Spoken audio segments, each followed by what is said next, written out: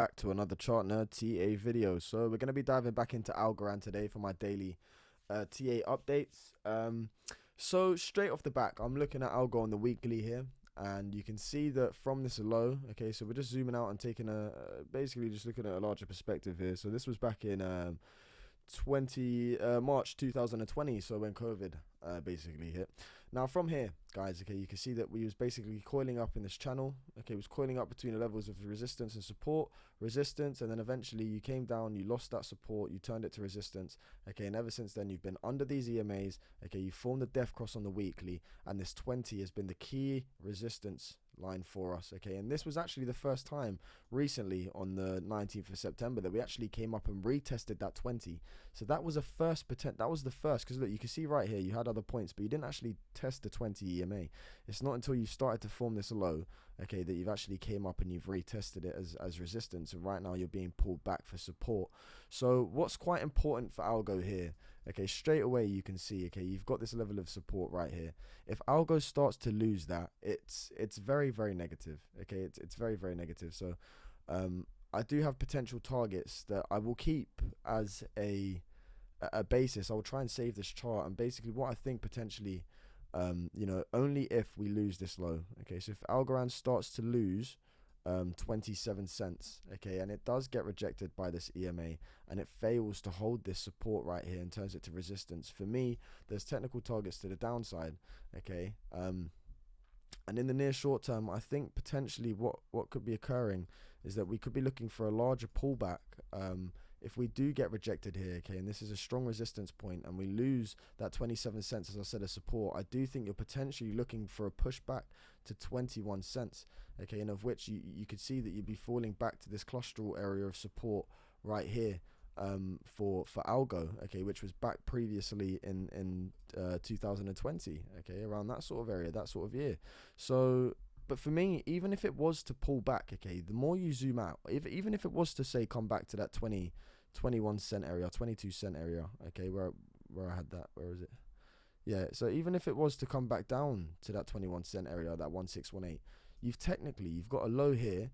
Okay, you've got this massive impulsive move up, and right now this is just a corrective move down to a higher low. So if you do come down to 21 cents, okay, you can see that there would be a higher low than this low here, and potentially you've got this wave one, a wave two, and potentially once you start to come up and tackle that all-time high, you're going to have massive targets to the upside. Okay, so guys, just think about the long-term trajectory of these projects. Algorand's an amazing project. Okay, I think it's purposely built for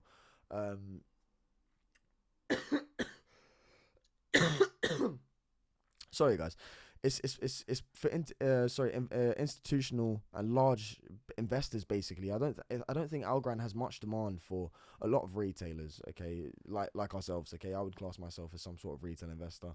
I don't think Algorand has a massive sort of marketing method to try and promote that to the public. I think they're going for the big fish, and eventually down the line the little fish, will be part of that food chain and start joining on board.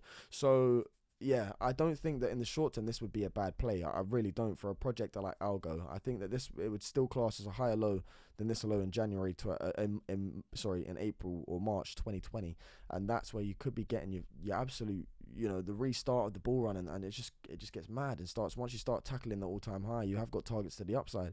Okay, guys, so this is exactly what I'm looking at right now, just a bit more of a zoomed in perspective. Okay, you can see that if we do start to lose this low, you are looking for that 21 cent area. Okay, if you start to lose 27 cents, okay, and you start to close down here and fail to hold above it, then you are looking for a potential push down to that area. Okay, it's a play. I'm not saying it has to happen right now. We could be holding this as support, okay, and forming some sort of bottom in this area, okay, where we're coiling up. Okay, over a period of time, you're going to get this massive gap between the EMAs as it comes down, and you're going to get your breakout. That could still happen. It could still happen. I'm just trying to keep everybody in tune with the fact, okay, that just because we've had this pump over the past couple of weeks doesn't mean that, okay, you can start to come back down now and lose this support, because we have run into resistance. It's a possibility. It is a possibility to come down, lose that, and if you do, you have technical targets to the downside. Okay, so do get this fib on your chart. But right now, within this retracement, one thing that's interesting, okay, in this fib chart here, one thing that's quite interesting is that right now we're basically we had a push back down, didn't we, to that area around that 27, 28 cent a couple of days ago. And right now you can see that this weekly candle has actually pushed itself back up to the 0618 at 32 cents. So a weekly close above this price for me would be bullish. Okay, because what potentially could have happened is you've had this low, you've came up, you've run into the resistance of the weekly 20, you've came back to the 0618. If that holds, okay, this is where it could get bullish, and you could potentially start to reattack this weekly 20 EMA as it comes on your head, okay, and you'd be running up to previous levels of resistance that you once came down from. So what we would like to see, okay, to give confirmation that potentially this is a corrective wave for a continue of a breakout, okay, what we want to see is this 0618 hold, okay. We want to get a close above this on the weekly. We want to close above 32 cents tomorrow evening. Am I right about that? Yeah, tomorrow evening. So if you see the close above that, okay, and you start to see the continuation and the push back up here where you reattack this 20, okay, if you do come up and actually break 41 cents, which is our local high, if you do come up and break that, you can see that you'd actually be breaking above this 20, okay. So if you hold the 0618, you've got this move like this, you come back for support, hold the 0618. If you come up and tackle this zero fib right here and this resistance, okay, for me, you're breaking above the 20. If you come back and hold that as support after, okay, and you're looking to come up and retest the 55, okay, wherever that may be. Once you get above the 20, the 55 is the next point of contact for a retest, okay, once you form lows and you're starting to break out.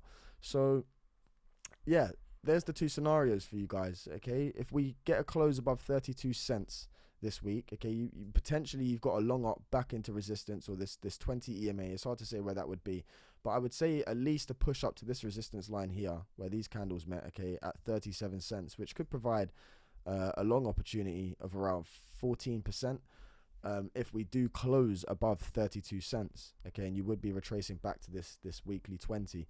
But the downside, okay, if we do start to say do something like this, you come up to the 050 and get rejected and you roll back down. If we lose 27 cents, guys, and this foundational low disappears, sorry, okay, and you get rejected, minimal targets 1272, okay, with the extensions to the 1414 or the 1618 at 22 cents.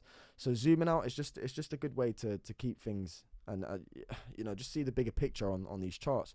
But again, as I've said, for something like this to happen, this EMA would have to continuously be coming down. This would also be starting to get larger, and what it would do, it would just provide a lot more opportunity, because the bigger this gap is here, okay, the more likely, if you was to come up and get rejected here and start to roll again, I think it would just burst out. I really do think it would just burst out at some point, and you're gonna get squeezed into a corner. Just remember, guys, whatever goes up must come down, okay, and whatever goes down must come up. And we have been in this downtrend for a very long time, okay. So since putting in the all-time high, we've been in this downtrend for 392 days, over a year, and we're into the, yeah, it's a long time, okay. And right now it does look like we're on the cusp of forming some sort of low, okay, and the low is around this area. It's very hard to say, okay, because the markets right now, everything is just all up in the air, but I do believe potentially the low is within this area, and you're much better to buy down here, okay, than buying up here. If you're buying up here and you're buying these tops when everyone's greedy, okay, then you're going to lose money, because when you come up in big waves, you come down.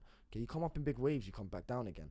Okay, so you want to buy these massive drawdowns. This is a generational opportunity to get involved, in my opinion, around this area somewhere. So for me, guys, that's a quick update for you today. Just keeping it on a zoomed out perspective.